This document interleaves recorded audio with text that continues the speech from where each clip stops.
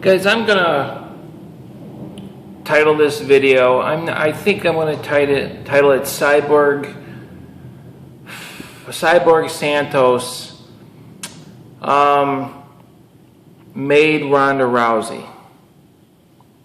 Now, could maybe make it Christine Cyborg Santos steroid use altered women's MMA, something along those lines. I'll probably put that Christine Cyborg Santos made Ronda Rousey. And look, I gotta talk on this, and I've talked on it before. There's videos on YouTube of me talking about this topic. Guys, I've been watching women's MMA a long time, pretty much since the beginning of it. Okay, first of all, I hear a lot of stuff regarding Ronda Rousey, and this is not a Ronda Rousey hate video. It's just a lot of statements have been made about her that are just not true. Like, oh, this is a brand new sport. What are you talking about?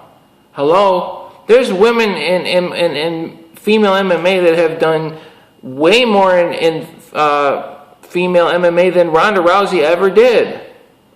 Now, just because it's now famous because the UFC decided to put women in the UFC.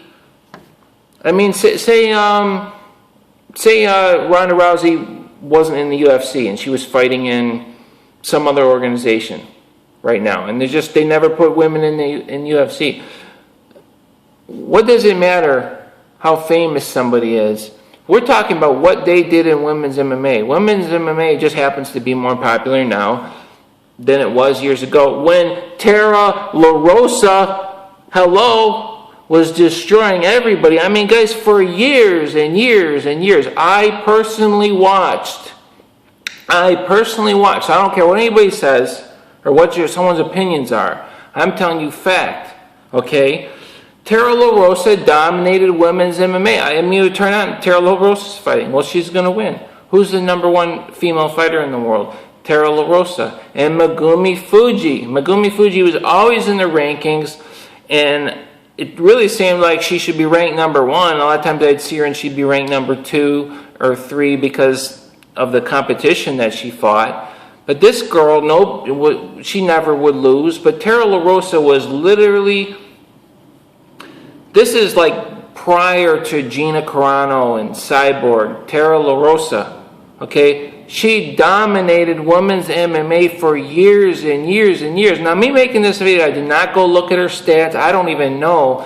But I am personally telling you from my personal experience that I personally watched her for years dominate women's MMA, all right? And you don't ever hear anybody give props to, you hear like Holly Holm, even after she beat, she's like, well, I have a lot of respect for Ronda Rousey. She's done more in this sport. I think that's more just, guys, if she's being politically correct. She's fighting for the UFC. If she goes and bashes a UFC fighter and gives props to other fighters or says what I just said, the UFC... it's not as politically correct. You see what I'm saying? So I think that's what that comes from. She's just kind of just going through the motions, being politically correct. Okay? So that's why there's people like me who are going to make a video, we're going to keep it real. Now, this gets really in-depth. I could probably talk for 2 hours about the topic. All right? Christine Cyborg Santos made Ronda Rousey. Now, what I'm saying is, she chose to take steroids, a lot of steroids. A lot of these girls have taken steroids, okay? That's not what we're talking about. We're talking about she literally was jacked and she pretty much turned herself into a man. Not only did she destroy women's MMA, she destroyed it. Back in Strikeforce, guys, women's MMA was doing... I'm just doing a little bit of regurgitating history for people, because I know, because I watched it. Strikeforce women's MMA was really popular. Guys, Gina Carano was really popular. I mean, people were talking about her, and not only that, she was a great fighter. She was a great fighter. Now, these other girls, did they take steroids? Yeah, probably in small amounts, but they were still women. Okay? When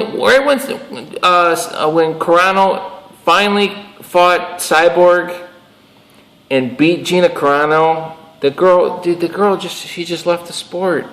She said, well, forget this. The sport was like in a real lull for like, man, it seemed like for like a while it was just like, I remember when Shayna Baszler is another one. Shayna Baszler lost to Cyborg and just disappeared. Disappeared right in the middle of her prime age. I mean, how old was she at the time? She was probably 27, 28 years old. And just retired, just, you know. I mean, literally, Cyborg was just going in there and it was like a man fighting women and it wasn't interesting. And not only did people really not want to watch it, not only was it hard to watch, the girls themselves said, look, you know, that's it. We're not doing this. And they were getting paid nothing, man. They're probably getting paid $3,000. I'm not joking, guys. $3,000. Something like that. I mean, just there was no interest in it. Now let me get to this. Okay, Cyborg Santos, she kind of ruined women's MMA with her steroid use, and she kind of also ruined her career. She could have been the first Ronda Rousey. Now what I'm saying is, there's a chance that Christine Cyborg could have beat Gina Carano without taking steroids. There's a chance of that. Now, if she didn't, then Gina Carano probably would have been the big women's MMA star. And as it continued to climb, which it was climbing up until, like I say, Gina Carano lost. I mean, it was thriving in Strikeforce, man. And it just, boom. Cyborg just came out and just destroyed everybody and destroyed women's MMA. It was really doing really well. And the UFC, there's a good chance of it. Say Cyborg wasn't on steroids and she fought Gina Carano and Gina Carano won. There's a good chance that the UFC would have looked at that and now put Gina Carano in a main event in the UFC like they did with Ronda Rousey. All right? So, and then even when Ronda Rousey, do you see what I'm getting at though here, guys? When Ronda Rousey finally kind of entered the picture, the sport had already been altered. And even when she came in, they say, oh, the best female fighter in the world. And we're thinking, what are you talking about? Cyborg is the best female fighter in the world. She's on steroids, but she was suspended because of steroids. And I mean, I don't know, has Cyborg even made any money in like the last 3 years? I mean, other than, I know she's fought some fights and a few fights here and there against, basically, I won't call them nobodies, but not top competition. And I mean, really, and if Cyborg had beat Gina Carano, there's a good chance that maybe she would have been, would the UFC have chose her? If she was legit, not jacked like a man on steroids, but just normal Cyborg, I don't know about that. The women's MMA probably still would have been more on the down low on the underground, although I think it would have definitely have been more popular than it was. It would still be more popular. It'd still be at its most popular point right now. She's not as attractive as someone like Gina Carano. They took Ronda Rousey, who I don't really find attractive at all, but it was somebody that I think they used that, and and so it's kind of a shame to see all this, how this sport has been altered and all this props and everything given to somebody who really, she didn't, Ronda Rousey was not a pioneer in women's MMA, period. She was not a pioneer. She was the first girl to fight in UFC, but that's not the sport. They don't have anything to do with it. They just finally chose to put that in the UFC. You see what I'm getting at here, guys? the sport women's MMA has been around a long time. There's girls that were more dominant in the sport since the beginning of women's MMA, which is pretty much since the beginning of MMA. She's not a pioneer. She is not the most dominant female fighter ever.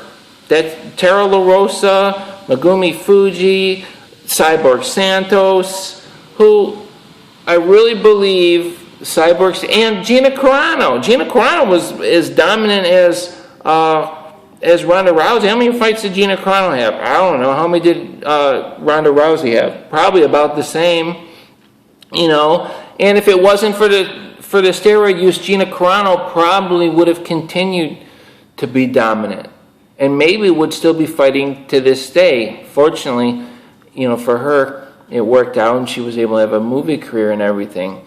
But I just wanted to go and clear this up. This is not a hate video.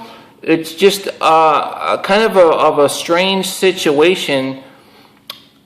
And there was a lot of hype, and Ronda Rousey maybe was in the right place at the right time, but she did not pave the way for anybody in this sport, in women's MMA.